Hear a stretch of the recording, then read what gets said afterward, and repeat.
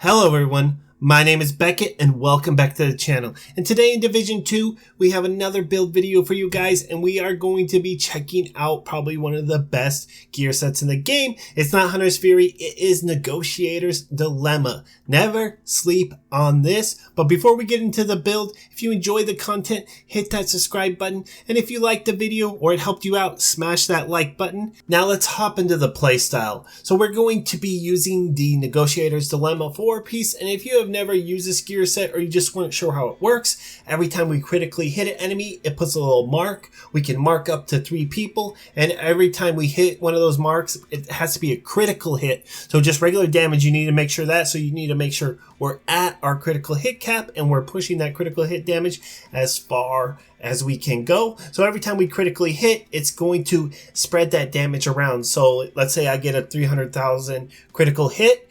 If I have 3 targets marked, he's going to do 300,000 to my main target and 300,000 to each of the other targets. So essentially, I'm almost doing 1 million per bullet, but we're actually going to be doing a lot more because we're going to be utilizing other features and other talents that is going to make this build a melter. And it is quite fun and very engaging, if I have to say. As for specialization, we are going to be running Gunner. Hands down, it is the best LMG specialization. We get the rate of fire, handling, reload, armor on kill, as well as many other benefits. It's just always go for it for LMG. It's just so good and don't leave home without it. Now let's hop over to weaponry. So we are going to be mainly using the Pestilence, and you're probably going to use that 24/7 unless you're just in such a long range situation where you just can't hit your target. But the main reason we're going to be using this LMG is for the talent, Plague of Outcasts. Hits apply a debuff dealing 100% weapon damage over 10 seconds, and this stacks up to 50 times.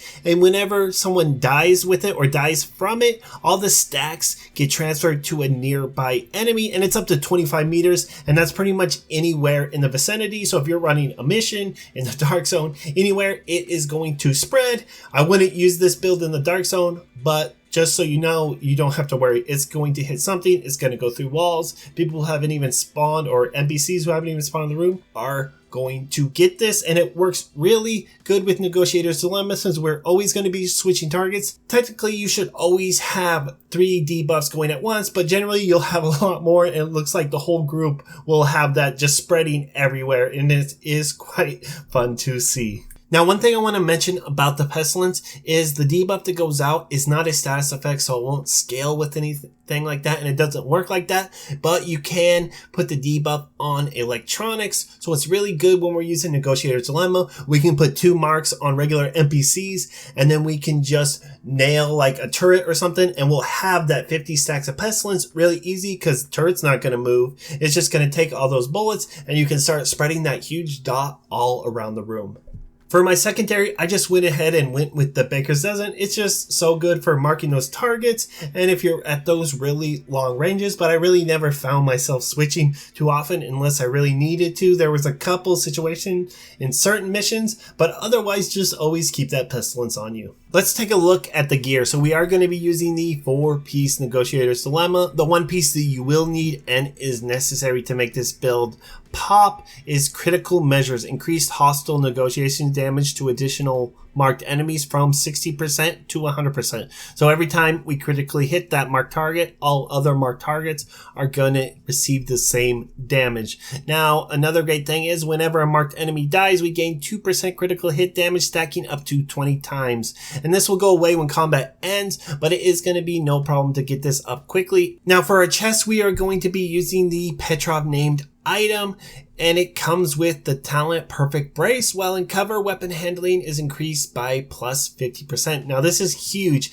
It affects weapon handling, accuracy, reload speed. It's a lot for LMG, and it's going to make this build not feel so clunky. Without it, you're really going to notice, and there's going to be a lot of downtime with reload speed. Now you get this through the Gunner questline, Specialization questline thing.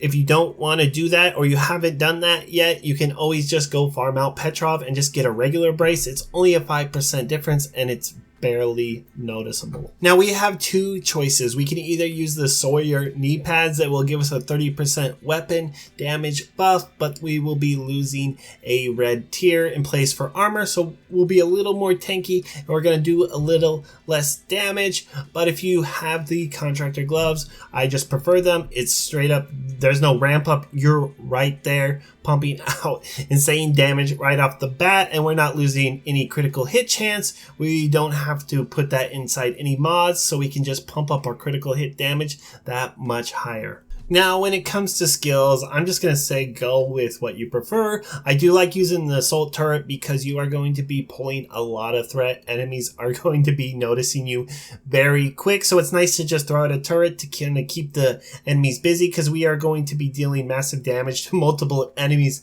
at the same time. Now, for the secondary skill, I just switch it up. If I was dealing with like Black Tusk or Hyenas, I use my EMP. You know, if I was dealing with Outcasts, I would pull out the Banshee. It just depended on the situation, but ideally I would always run the assault turret just because it makes it just, it's not going to do that much damage. I think it's like 30,000 a bullet, but it pulls enough threat off you so you can just do your thing and not worry about bullets flying past your head. Now, when it comes to stats, ideally you just want to get as close to that 60% critical hit chance cap as you can and put the rest in critical hit damage. I am sitting at about 55%. I just took the trade-off because I figured what 5% critical hit chance or 12% extra critical hit damage.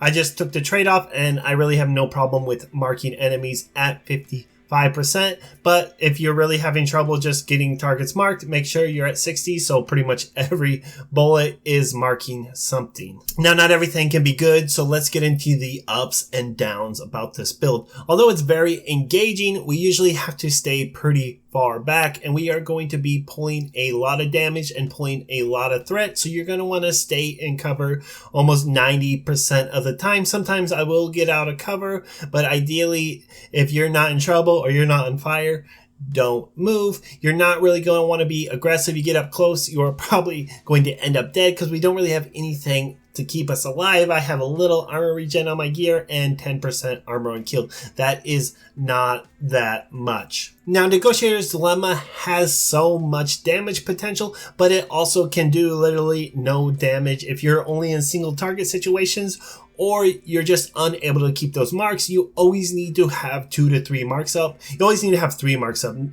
If there's only 2 enemies, you can only keep 2 marks up. But if there's at least 3 enemies, you always need to have 3 marks up. If you can't find someone, switch.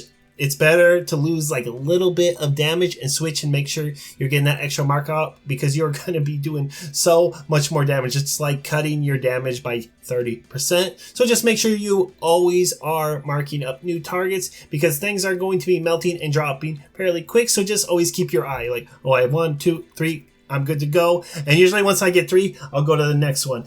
And when it comes to Pestilence, you're going to want to make sure you stack that up fairly quick. Ideally, the first big elite comes through, get that 50 stacks or a turret. If you see someone drop a turret or an NPC, get those 50 stacks up on the turret, and then the Pestilence will be fine. You may have to shoot it again just to make sure you keep the buff up, but it is going to start melting thing all over the place while your Negotiator's Dilemma is melting everything. It's quite nice synergy, and it's very fun and engaging to play when you can keep those marks up, but when it's not, it just feels bad, and it feels like playing ongoing directive. You're like, this just feels bad, this isn't fun.